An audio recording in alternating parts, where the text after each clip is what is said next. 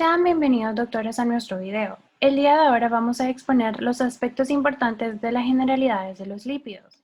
Mi nombre es Marcela Morán y yo les voy a hablar acerca de los principales lípidos del organismo. La mayoría de los lípidos encontrados en el cuerpo entran en la categoría de ácidos grasos, trigliceroles, glicerofosfolípidos, esfingolípidos, colesterol, sales biliares, hormonas esteroides, así como vitaminas solubles en las grasas. Los lípidos tienen estructuras químicas y físicas muy variadas, pero están sumamente relacionados por una propiedad en común, que es su relativa insolubilidad en agua. Dada su insolubilidad en disoluciones acuosas, los lípidos del organismo generalmente se encuentran compartimentalizados, como en el caso de los lípidos asociados a membranas o a las gotas de triglicerol en adipocitos blancos, o se transportan en el plasma asociados a proteínas, por ejemplo, en partículas de lipoproteicas o con albúminas. Los lípidos tenemos que reconocer que son el principal fuente de energía para el organismo y proporcionan asimismo una barrera hidrófoba que permite distribuir el contenido acuoso de las células y de las estructuras subcelulares. Los lípidos también cumplen otras funciones en el organismo, como vitaminas liposolubles que desempeñan funciones reguladoras y coenzimáticas. Por ejemplo, las prostaglandinas y hormonas esteroides son importantes en el control de la homeostasis del organismo. Y hay que reconocer que un déficit o un desequilibrio del metabolismo de los lípidos puede causar algunos de los principales problemas clínicos que como futuros médicos nos vamos a encontrar en el camino, como la aterosclerosis y la obesidad. Hola, mi nombre es Paola Daniela Olmedo Grande y en esta ocasión voy a hablar acerca de la clasificación de los ácidos grasos, para lo cual he tomado como referencia bibliográfica el libro de Bioquímica de Harper en la 30ª edición, capítulo 21.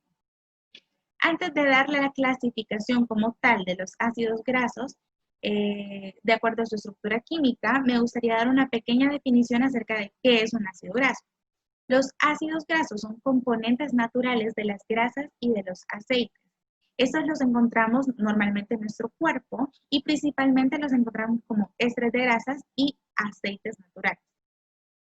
Ahora, su clasificación. Tomando como referencia la estructura química de estos ácidos, podemos clasificarlos en dos grupos: ácidos grasos saturados y ácidos grasos insaturados. Si hablamos de los ácidos grasos saturados, es decir, las grasas, estos no tienen dobles enlaces en su estructura. Esta es la principal característica de estos ácidos y están presentes principalmente en alimentos de origen animal, así como también en algunos ácidos, por ejemplo, el ácido acético, ácido butírico, ácido valérico, ácido caproico, entre otros. Ahora, si hablamos de los ácidos grasos insaturados, estos se diferencian de los ácidos grasos saturados y la principal característica de estos es que contienen uno o más dobles enlaces en su estructura. Entre los alimentos que contienen ácidos grasos insaturados y que consumimos en día a día, podemos encontrar el aguacate, los frutos secos, los aceites vegetales, como por ejemplo el de soya, el de maíz, y así como también en algas y salmón. Estos ácidos grasos insaturados a su vez se subdividen o se subclasifican en tres grupos: ácidos monoinsaturados, ácidos poliinsaturados y ácidos eicosanoides. Los ácidos monoinsaturados, estos solo contienen un doble enlace en su estructura. Los ácidos poliinsaturados, estos contienen dos o más dobles enlaces en su estructura, y los ácidos eicosanoides específicamente son derivados de ácidos polienoicos y estos incluyen prostanoides, leucotrienos y lipoxinas. Mi nombre es Javier Ortega y les voy a hablar de las fuentes de triglicéridos y de colesterol. Los ácidos grasos, la gran mayoría de ellos están obtenidos en la dieta.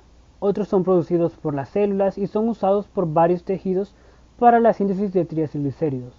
Los ácidos grasos se producen principalmente en el hígado, en glándulas mamarias, durante la lactancia y en menor medida en tejido adiposo. Los triglicéridos están formados por tres moléculas de ácidos grasos esterificados en una molécula de glicerol. Tanto en el tejido adiposo y en el hígado se producen triglicéridos por una ruta en la que el glicerol 3-fosfato reacciona con acilcoenzima A para formar ácido fosfatídico. Luego, este ácido fosfatídico produce diacilglicérido y otro acilcoenzima A reacciona con este para formar el triacilglicérido. Las fuentes de glicerol 3-fosfato que proporcionan la parte de glicerol en la síntesis de los triacilglicéridos difieren en el intestino y en el tejido adiposo. Por su parte, en el hígado, el glicerol 3-fosfato se produce a partir de la fosforilación de glicerol por la glicerolcinasa o a partir de la reducción de dihidroxicetona fosfato, que es derivada de la glucólisis. El tejido adiposo carece de glicerolcinasa y puede producir glicerol 3-fosfato a partir de glucosa y vía dihidroxicetona fosfato. El colesterol, por su parte, se obtiene de la dieta, es decir, es exógeno, y es un tipo de grasa que se encuentra solamente en los alimentos de origen vegetal. El colesterol también puede ser endógeno y se sintetiza por la vía que ocurre en la mayoría de las células del cuerpo, sobre todo en las células del hígado y del intestino. El precursor para la síntesis de colesterol es la acetilcoenzima A, que se puede producir desde la glucosa, ácidos grasos o aminoácidos. La corteza suprarrenal y las gónadas también se sintetizan en colesterol en cantidades significativas y lo usan como precursor para la síntesis de las hormonas esteroides. El colesterol llega a formar parte de los kilomicrones en el intestino y de las lipoproteínas de muy baja densidad, de las VLDL, en el hígado. Esta información es extraída de la bioquímica de Marx, quinta edición, capítulos 31 y 32. Gracias. Mi nombre es Maybelline Stephanie Mengíbar Alvarenga. Voy a hablarles acerca de la estructura química de los triacilglicéridos, tomando como referencia bibliográfica Harvey. Bien, los triacilgliceroles son ésteres de alcohol trihídrico glicerol y ácidos grasos. Los ácidos grasos se esterifican a través de sus propios carboxilos, lo que provoca la pérdida de la carga negativa y la formación de una grasa neutra. Los tres ácidos esterificados de una molécula de glicerol para formar triacilglicérido normalmente no son del mismo tipo. El ácido graso en el carbono 1 normalmente está saturado.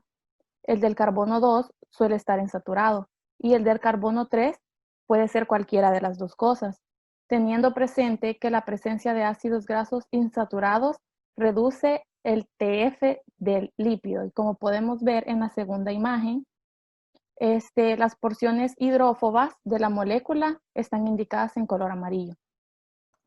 Mi nombre es Luis Roberto Mendoza y les voy a hablar acerca de la estructura química del colesterol. La referencia bibliográfica de este apartado será tomada en referencia al libro Introducción a la Química Orgánica de Juan Carlos Autino, como bibliografía número 2 a la Química Orgánica de Susan McNeary y como punto número 3 a la revista digital El Mundo de los Lípidos de Isabel Capero y Ángel Hernández. Como sabemos, el colesterol pertenece al grupo de los alcoholes secundarios, específicamente a los esteroles. Hay que recordar que los esteroles se hallan formando parte de las membranas biológicas y son precursores de biosíntesis de algunas hormonas tanto sexuales, corticales y algunas sales biliares.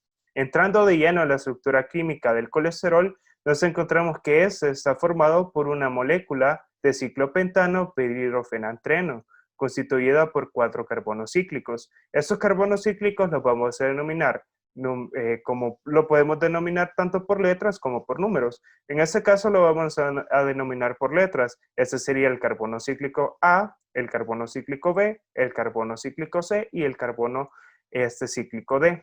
Se puede distinguir una cabeza polar por el grupo hidroxilo. Este está ubicado en el carbono número 3. Y una cola o una porción apolar formada por carbono cíclico de núcleos condensados. Asimismo, lo constituye una cadena carbonada ramificada de 8 carbonos, unida al carbono número 17 dentro del anillo D. Como habíamos mencionado antes, cuenta con un grupo hidroxilo en el carbono número 3, dobles enlaces entre el carbono 5 y el carbono 6 y 2 grupos metrilo en el carbono 10 y en el carbono 13 respectivamente. Hola, soy Paula Perla. Hablaré sobre la digestión de los lípidos. El consumo medio diario de los lípidos en los adultos asciende alrededor de 81 gramos, de los cuales más del 90% está constituido normalmente por trigliceroles. El resto de la dieta se compone principalmente de colesterol, ésteres colesterilo, fosfolípidos y el ácidos grasos no esterificados. Estos lípidos se encuentran en los productos tales como lácteos, el pescado, aceites, el aguacate, chocolate y las nueces. Después de ser ingeridos uno de estos alimentos, comienza el proceso de digestión. El primer paso lo lleva a cabo la enzima lipasa lingual, segregada por las glándulas que se encuentran en la parte posterior de la lengua. Esta enzima comienza débilmente el proceso de digestión y se transporta junto con el bolo alimenticio hacia el estómago, donde se encuentra otra enzima llamada lipasa gástrica. Continúa con este proceso. La lipasa gástrica, esta enzima requiere un pH ácido de 4 a 6 para poder funcionar correctamente. La principal molécula que degradan es trigliceroles, que está compuesto por cadenas cortas de ácidos grasos que consta de 12 carbonos o de menor número. El proceso crucial de emulsión de los lípidos del alimento tiene lugar en el duodeno. La emulsión aumenta el área superficial de las gotitas lipídicas hidrófobas, de manera que las enzimas digestivas que intervienen en la interfase entre la gotita y la disolución acuosa circundante pueden actuar de forma eficaz. La emulsión se lleva a cabo mediante dos mecanismos: el uso de las propiedades detergentes de las sales biliares y el proceso mecánico de la mezcla por peristaltismo. Las sales biliares producidas en el hígado y el almacenamiento en la vesícula biliar son derivados del colesterol. Estos agentes emulsificantes interactúan con las partículas lipídicas del alimento y el contenido acuoso del duodeno. Así se estabilizan las partículas a medida que se vuelvan más pequeñas para evitar su coalescencia. Los trigliceroles y los ésteres de colesterol y los fosfolípidos procedentes de la dieta de los lípidos son degradados enzimáticamente por enzimas pancreáticas, cuya secreción es controlada por las hormonas.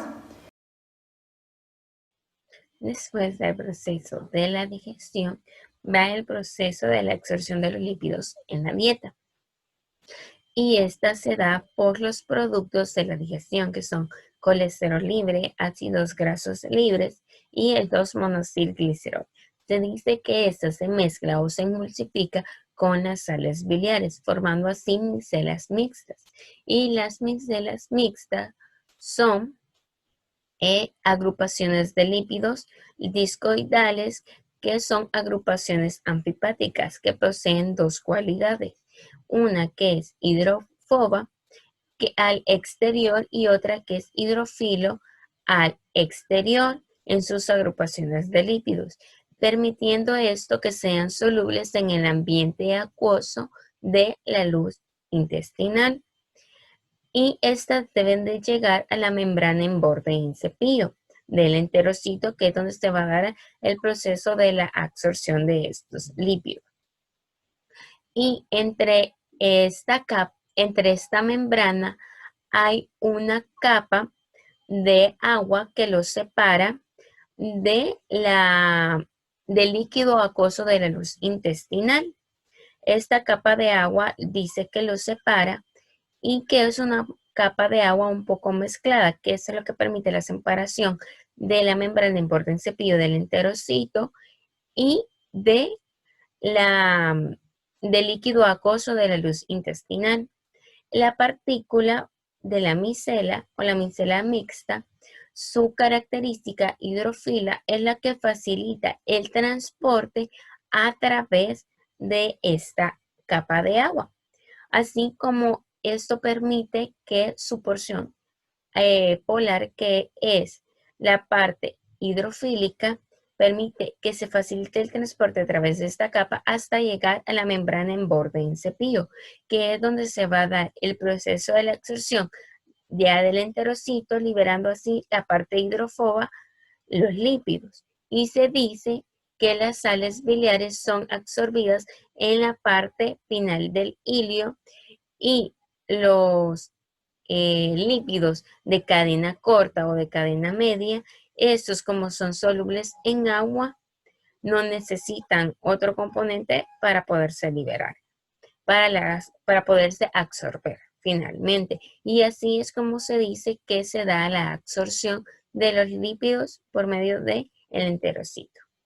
Buenas tardes, mi nombre es Yasmín Odalis Mengíbar Mancilla y yo les hablaré sobre las generalidades de las lipoproteínas.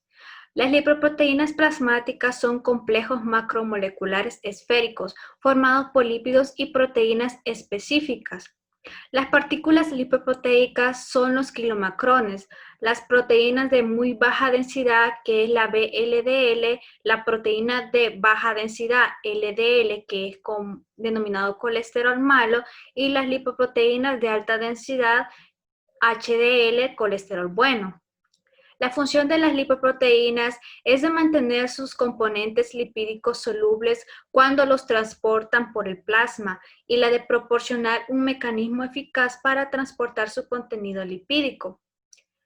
En los seres humanos el sistema transportador es menos perfecto que en otros animales y en consecuencia los seres humanos experimentan un depósito gradual de lípidos en los tejidos. Este fenómeno supone en riesgo potencial para la vida cuando el depósito de lípidos contribuye a la formación de placas, lo que causa estrechamiento de los vasos sanguíneos, lo que viene a dar en aterosclerosis. Por otra parte, tenemos que la composición de las lipoproteínas se componen de un núcleo lipídico neutro que contiene triglicerol y ésteres de colesterilo, rodeado de una capa de apoliproteínas anfipáticas, fosfolípidos y colesterol no esterificado. Estos compuestos anfipáticos están orientados de forma que sus porciones polares están expuestas a la superficie de las lipoproteínas, haciendo que la partícula sea soluble en una disolución acuosa. Los triglicéridos, el colesterol transportado por las proteínas proceden de la dieta, de origen exógeno o de la síntesis novo de origen endógeno. Tamaño y densidad de las partículas lipoproteicas. Las partículas VLDL y LDL son sucesivamente más densas, presentando mayores cocientes de proteínas a lípidos. Las proteínas HDL son las más pequeñas y menos densas. En algunas de las apoliproteínas constituyen componentes estructurales esenciales de las partículas y no pueden ser eliminadas. De hecho, las partículas no pueden producirse sin ellas, mientras que se manifiestan libremente entre las lipoproteínas. Las apoliproteínas se dividen por estructura y función en varias clases, principalmente denominadas por letras, y de cada clase se subdividen. Por ejemplo, apoliproteínas, ApoC1, ApoC2 y ApoC3, teniendo en cuenta que todavía se desconocen las funciones de las apoliproteínas. Mi nombre es Alejandro Munguía y voy a hablar sobre la influencia de las lipoproteínas en la dislipemia o dislipidemia. Una dislipemia o una dislipidemia es una enfermedad en la que los niveles de lípidos se alteran, aumentando las concentraciones de colesterol y triglicéridos y haciendo un descenso en la concentración de lipoproteínas en el organismo. Como sabemos, las lipoproteínas se encargan de transportar los lípidos a través de todo el organismo mediante la sangre. Estas lipoproteínas se pueden clasificar en lipoproteínas de alta densidad, lipoproteínas de baja densidad, lipoproteínas de muy baja densidad y lipoproteínas de densidad intermedia. No se sabe muy bien la causa de por qué se alteran estas concentraciones, pero se sabe que el cambio de las concentraciones pueden llegar a desarrollar enfermedades como lo son las cardiopatías, que pueden ser por causas congénitas o metabólicas, siempre por las lipoproteínas. Y esta enfermedad no es una excepción. En este caso, la degradación de las lipoproteínas, que es catalizada por la lipoproteína lipasa del tejido adiposo, es muy baja, y los niveles plasmáticos de los kilomicrones y las lipoproteínas de muy baja densidad están muy elevados, lo que provoca una hipertriacilglicerolemia, mientras que los valores de las lipoproteínas de alta densidad también se vinculan con diabetes mellitus de tipo 2, probablemente como resultado de un aumento en su degradación. Esta información fue obtenida de parte del libro de bioquímica de Harvey, sexta edición, en el capítulo número 18. Buenos días, mi nombre es Carolina Naomi Méndez Velázquez y me toca hablar sobre la clasificación de las dislipemias. Las dislipemias pueden ser clasificadas teniendo en cuenta diferentes criterios, los cuales son según su perfil lipídico, según su origen y según Fredrickson OMS. Según su perfil lipídico está la hipercolesterolemia aislada, que es el aumento del colesterol total a expensas del colesterol de las lipoproteínas de baja densidad. También está la hipertrigliceridemia aislada, que es el aumento de los triglicéridos de origen endógeno, exógeno o ambos. Está la hiperlipemia mixta, que es el aumento del colesterol total y los triglicéridos. Y hipoalfa-lipoproteinemia, que es la disminución del colesterol de las lipoproteínas de alta densidad. También se clasifica según su origen. Están las primarias, las adquiridas y las secundarias. Las primarias son dislipemias de causa genética. Se generan por mutaciones en uno o más genes que intervienen en la síntesis y o metabolismo de las lipoproteínas. Están las adquiridas, que son producidas por situaciones que se derivan de hábitos incorporados del paciente, y las secundarias, que son consecuencia de la presencia de otra patología de base. También están clasificadas según Fredrickson, pero esta clasificación también se llama fenotípica. La fenotipo 1 corresponde a una hipertrigliceridemia exógena, a base de un aumento de los kilomicrones plasmáticos. También está el fenotipo 2A, que representa una hipercolesterolemia por aumento de lipoproteínas de baja densidad, mientras que la fenotipo 2B es una hipercolesterolemia a base de un aumento de lipoproteínas de muy baja densidad. Está el fenotipo 3, que es una dislipemia caracterizada por presentar la denominada banda beta ancha en la electroféresis de lipoproteínas. Y está los fenotipos 4 y 5. Son hipertrigliceridemias, con la diferencia de que el tipo 4 es de origen endógena, a expensas de las lipoproteínas de muy baja densidad. Y el tipo 5 es de origen mixto, aumento tanto de los triglicéridos exógenos como endógenos. Muchas gracias por su atención.